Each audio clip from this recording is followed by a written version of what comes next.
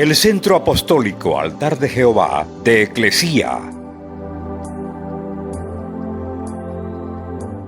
presenta lo mejor del trigo. Conduce Lourdes Bravo de Villar.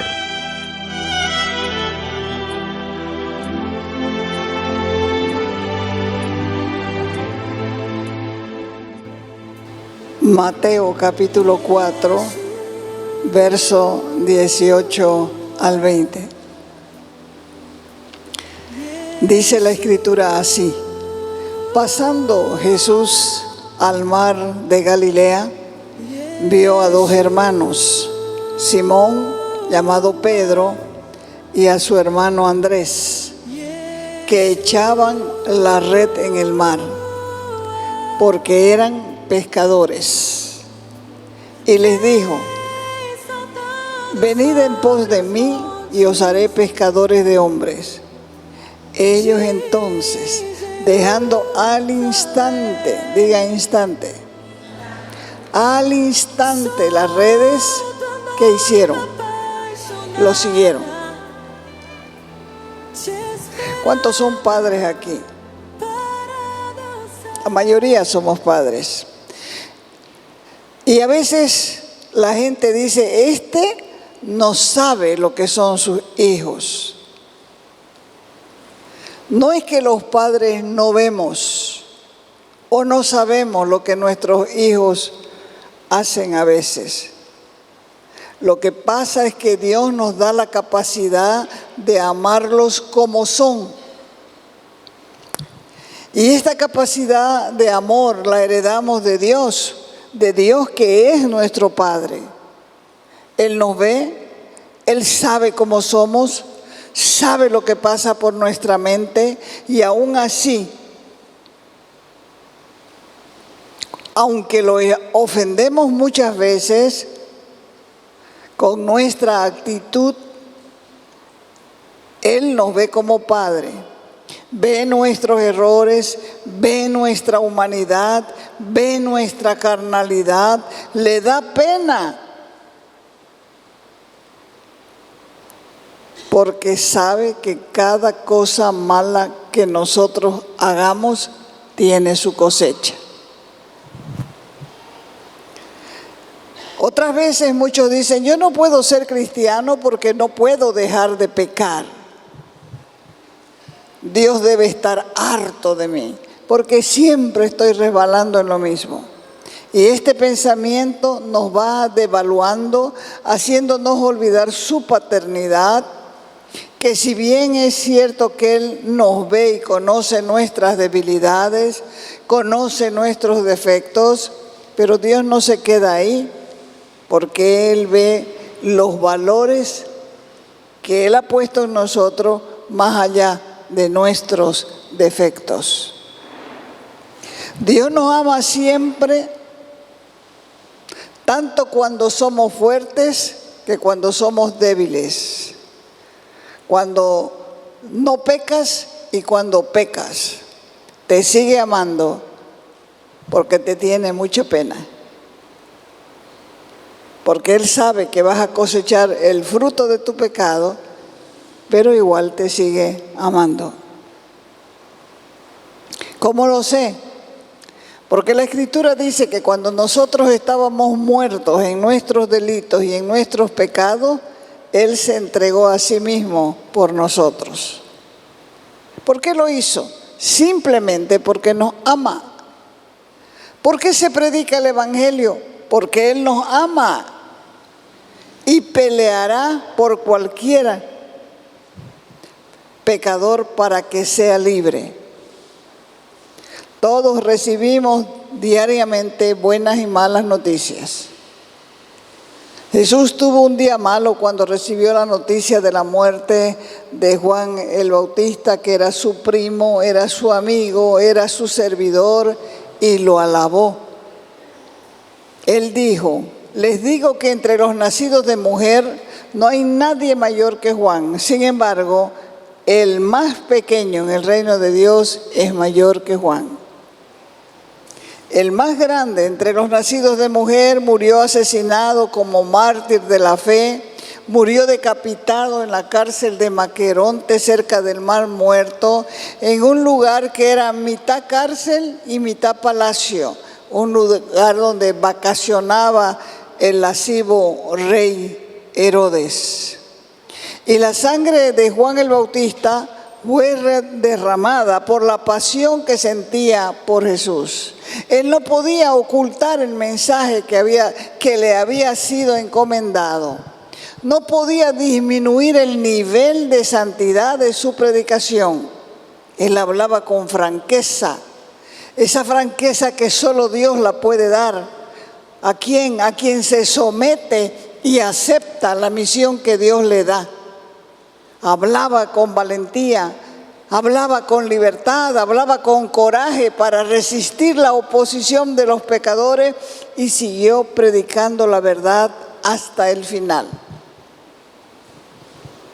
Por eso le había dicho a Herodes: no te es lícito vivir con tu cuñada, no te es lícito vivir con la mujer de tu hermano.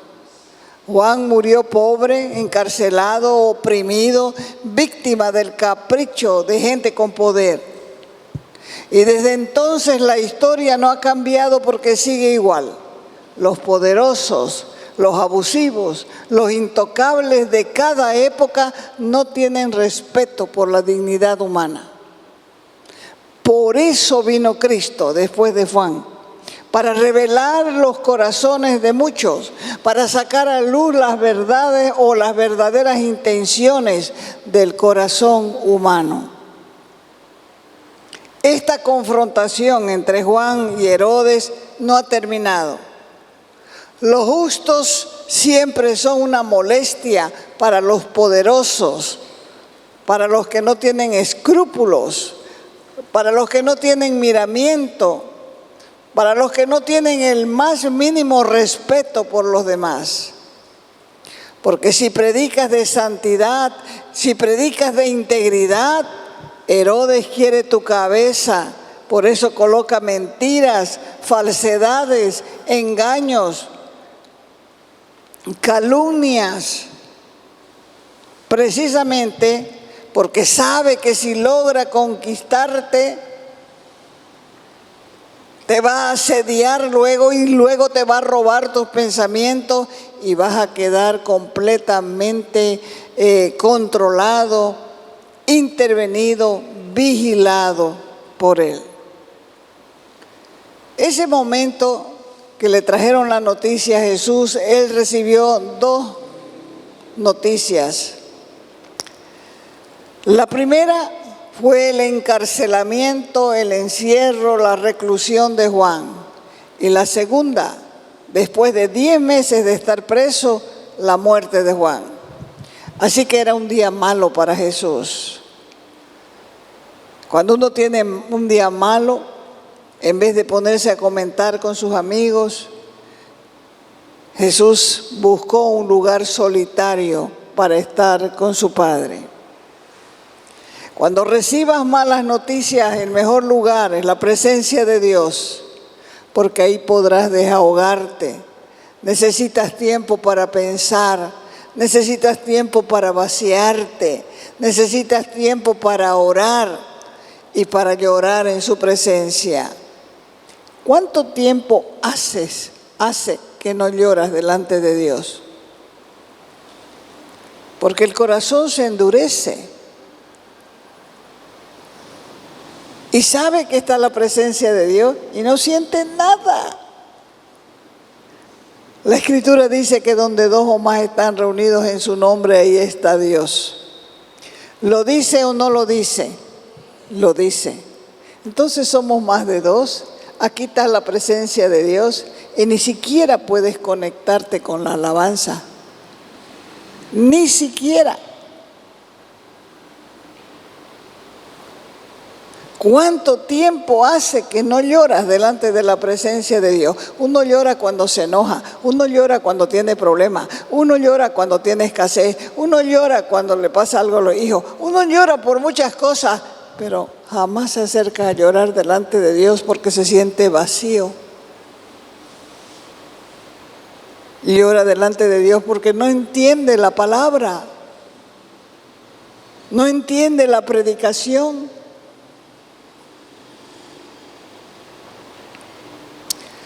Jesús había enviado a los discípulos de 2 en 2 con la misión de ir a predicar las buenas nuevas del reino. Y también habían retornado cuando Él estaba recibiendo las noticias. Ellos querían reportarse, ellos querían contarle todo lo que habían experimentado. Y no podían, porque había un gentío, había una multitud que le estaba esperando. ¿Qué es multitud? Es muchedumbre, es aglomeración, es un montón de gente. De toda esa multitud, de ese montón de gente, nadie venía a darle nada a Jesús. Todos venían a pedir y recibir. Y mucha gente lo seguía. No necesariamente porque creyesen en Él como Hijo de Dios. Más bien venían porque veían las señales milagrosas, lo seguían por curiosidad, por su propio interés. Y a pesar de que Él conocía sus corazones, los corazones de todos, no perdía la calma, sino que los atendía a todos. Porque la palabra tiene poder, la palabra tiene autoridad. La palabra tiene soberanía para cambiar las vidas. Por eso es que Él sanó a todos, dice la Escritura, sabiendo que luego usarían mal su salud y que ni siquiera le iban a dar las gracias, porque el corazón humano padece de ingratitud. Y vez tras vez podía ver Él y palpar la ingratitud. Como aquella vez que Él sanó a 10 leprosos y solamente de los 10 vino uno, que era un leproso samaritano todavía, con quien los judíos tenían un gran problema de enemistad racial. Pero el amor de Dios es tan grande para el hombre que literalmente Él no vive sorprendido porque ama aún a los que nadie quiere amar, a gente que no se merece el amor de Dios. Él nos ama simplemente porque Él es bueno. Mateo 14:14 dice, al salir Jesús vio una gran multitud. Él estaba con el corazón pequeño de la muerte de su amigo, su primo, su servidor. Y había una gran multitud. Y dice la Escritura en Mateo 14:14 que tuvo compasión de ellos y sanó a los que de ellos estaban enfermos. Él sabía que muchas de las personas que le seguían no le amaban. Estaban ahí solo por comida, por sanidad, pero sin embargo Él tuvo compasión de ellos. El Señor manifestó un amor compasivo a personas que nadie les muestra compasión. Y los discípulos, sus discípulos que estaban con Él todo el tiempo, no entendían por qué hacía Él las cosas así. Así que le arengaban también diciéndole, Señor, ya los atendiste a estos, ya los sanaste, ahora despídelos. Porque estos sinvergüenzas van a querer que les des de comer encima y no te van a dejar descansar ni a vos ni a nosotros. Mateo capítulo 14, 15 al 16. Cuando anochecía, se acercaron a Él sus discípulos diciendo, este lugar es desierto y ya es muy tarde. Despide a la multitud para que vayan por las aldeas y se compren algo de comer. Jesús les dijo, no tienen necesidad de irse, denle ustedes de comer. Y era una multitud. La palabra clave aquí es la compasión. La compasión es la que transforma el sentimiento en acción, porque va enlazado con el amor. Si no hay amor, no hay compasión. La verdadera compasión nos lleva a identificarnos con el dolor ajeno, sintiendo como propia la condición o la situación. Y eso es lo que nos motiva a actuar a favor de otro. La gente entiende, o mejor dicho, no entiende la compasión, porque vive atropellando los derechos de otros, criticando a los demás, y nos hace creer que lo que ellos dicen es correcto. Cuando la gente se mete a un lugar, por ejemplo, y no se les da trabajo, ¿qué hace esa gente? ¿Se pone contenta o se enoja? Se enoja. Si son varios los que están esperando, ¿qué pasa? Comienzan a pelear entre ellos. Sencillamente porque van a comenzar a mirarse y van a comenzar a celarse. No saben quién va a ser el aceptado y comienzan a mirarse feo, comienzan a compararse y luego van a perder el rumbo y se van a dividir entre ellos y van a pelearse. Lo mismo sucede en el trabajo de evangelismo, tómenlo en cuenta. Si todos están trabajando en la pesca de almas para el reino y están unidos y unánimes con una sola meta, todo lo hallarán bueno. La comida, si es que comen antes o si toman un refresco o si comen un pan caliente con su chicha como los bolis, van a estar contentos. El trabajo lo van a hallar bueno. El resultado lo van a hallar bueno. Porque todos están en lo mismo. Y hay unidad en el sentir. Los discípulos habían llegado recién de una gira que los mandó el Señor de 2 en 2. Pero cuando llegaron, se encontraron con la multitud. Había ya otro trabajo. Los que fueron a predicar eran 12, más 12 eran 24. Y esos 24 servidores estaban delante de una multitud de aproximadamente 25,000 personas. Porque cuando habla de 5,000, no están contando a las mujeres, ni están contando a los niños. ¿Cuál es el premio de un buen trabajo? Eso lo saben, más trabajo. Si uno tiene una secretaria responsable, uno le va a dar más trabajo. ¿Por qué? Porque en lo que le ha dado ha respondido. Si uno tiene una empleada responsable, le va a dar más trabajo. ¿Por qué? Porque ha respondido en su trabajo. Entonces, el premio de un buen trabajo es más trabajo. Y el día que nosotros olvidamos que Él nos ha llamado a servir, perdemos la visión del llamado, perdemos la pasión y perdemos la entrega. Dios nos ha llamado a cada uno de nosotros a tener una relación personal con Él para poder convertirnos en servidores de las necesidades de la gente.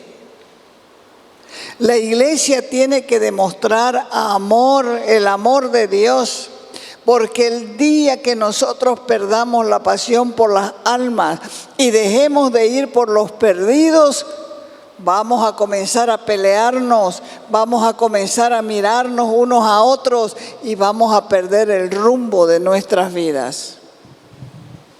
Pero si nos mantenemos con la pasión por lo que apasiona a nuestro Padre, vamos a ser fructíferos. Porque si tenemos esa pasión por las almas, Dios va a enviar un alma, va a enviar otra alma, para que nosotros le mostremos el amor de Dios y también le mostremos a Cristo el único camino al Padre. Quiero que se analicen los que trabajan en la predicación del Evangelio. Que se analicen los que van a las calles, que se analicen los que predican desde este lugar, que recuerden las veces que no quieren venir sino a predicar. Jesús le dijo esto a Pedro y a su hermano Andrés: síganme. Y ellos lo siguieron. Y cuando hay todas estas cosas en la iglesia, no tenemos que perseguir a nadie, porque tenemos ejemplo en la Escritura. Jesús no persiguió a las almas lo seguían a Él, porque los que pescaban tenían una visión clara de su llamado. No peleaban, estaban trabajando continuamente, y cuando uno trabaja no pierde el tiempo. Vive echando las redes, vive lanzando las leñadas, y cuando la gente huele y percibe la presencia de Dios en un lugar, sigue el olor hasta que lo ubica. Y lo sigue y encuentra amor genuino y misericordia de la buena. Y cuando encuentra misericordia de la buena, ¿qué hace la persona? ¿Se va o se queda? Se queda.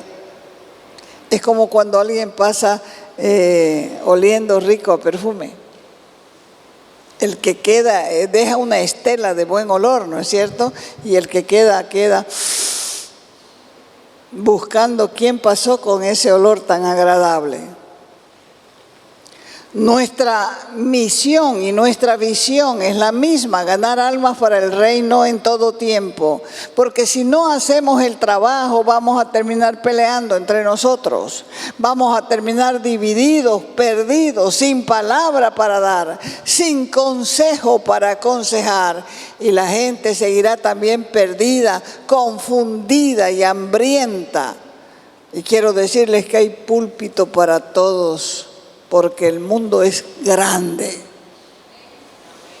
Nosotros somos los llamados a ser verdaderos pescadores. Hagamos el trabajo con sencillez. Ese es nuestro llamado, pescadores de hombres. Y también ese es nuestro servicio de olor grato a Dios. Nunca olvidemos cuál es nuestro llamado. Porque Jesús dijo: vengan en pos de mí y los haré pescadores de hombres. Antes de seguir a Jesús se había manifestado lo que seríamos.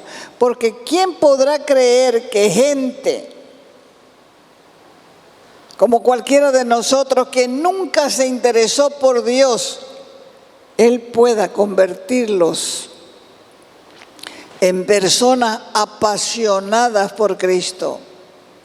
El único secreto consiste en seguirlo a Él, y Él nos va a enseñar a hacer el trabajo. Porque Él fue el que dijo: yo los haré pescadores de hombres. Ese sería el trabajo.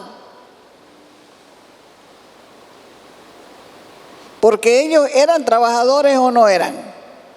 Eran trabajadores. Ellos tenían su bote pesquero.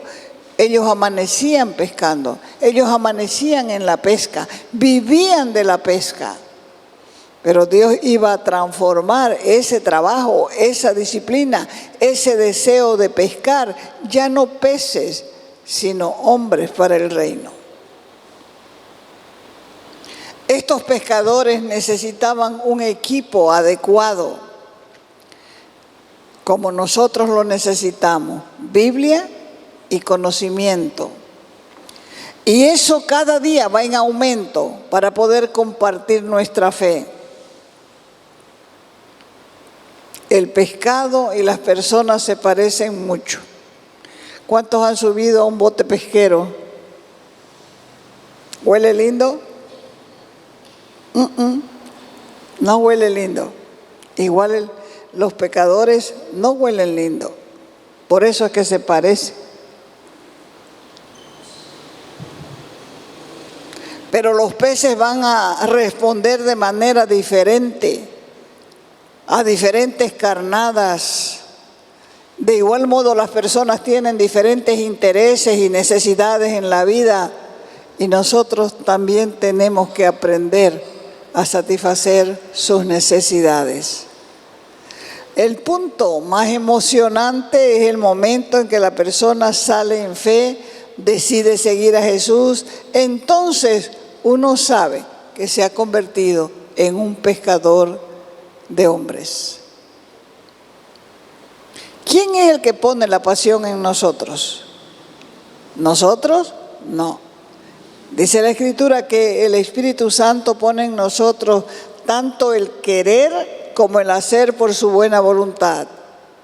Y ese es el primer grande milagro. Porque ¿quién o cuál de nosotros se imaginó ser lo que es ahora en Cristo? Nadie. Eso es lo que la gracia de Dios ocasiona en las vidas, que siendo peces de mal olor, nos volvamos pescadores. Y es porque los salvados nos convertimos en gente activa, nos convertimos en instrumentos en las manos de Dios, y eso solo es la mitad. La otra parte que recibes es la transformación de tu ser a través de esa relación con Dios que te hace semejante a Él. Y nadie puede convertirse en un pescador de almas si no permanece en Él. Si permanece en Él, entonces se convierte en un ferviente seguidor de Cristo y va a amar lo que Dios ama y va a odiar lo que Dios odia. Así que te aconsejo que dejes de luchar, porque cuando te opones a eso, estás luchando contra Dios. Tienes que superar tus temores, tienes que vencer tus luchas internas, porque Él es el único que verdaderamente se compadece de tus necesidades. Tenemos que aprender a escapar de la trampa del enemigo y convertirnos en verdaderos pescadores de hombres. Mientras la carne esté gritando, te vas a quedar sin fuerzas. Por eso es que necesitas ese tiempo para fortalecerte en el poder de su fuerza. Necesitas conocer cuáles son los propósitos claros, porque si no vas a vivir perdiendo el tiempo en las cosas del mundo, en las cosas secundarias, sin un propósito claro y definido. Y vas a estar distraído. ¿Hasta cuándo?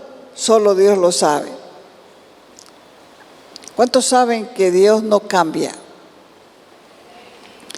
En el sentido que es el mismo ayer, hoy y por los siglos. Él no cambia. Nosotros cambiamos. El mundo cambia, pero Dios no cambia. No hay crecimiento sin cambio. Se los vuelvo a repetir. No hay cambio sin pérdida. A veces para ganar tenemos que perder. Y no hay pérdida sin dolor. Si vamos a crecer, si deseamos crecer, necesitamos cambiar. Y cambiar significa que vamos a dejar las cosas viejas, las cosas pasadas, como dice la Escritura, de modo que si alguno está en Cristo, las cosas viejas pasaron y las cosas nuevas comienzan a hacerse. No se queden en medio camino, avancen. El avance es para todos, no es para algunos, es para el que quiere crecer, es para el que quiere cambiar, es para el que quiere dejar su vieja vida, es para el que quiere aferrarse a las cosas nuevas. No se queden atrapados, avancen. ¿Cuántos quieren avanzar? Amén. Te invitamos a nuestras reuniones los días viernes y sábado a las 6 de la tarde. los domingos a las 10 de la mañana y a las 6 de la tarde. Calle Nicolás Suárez, esquina Félix Pinto.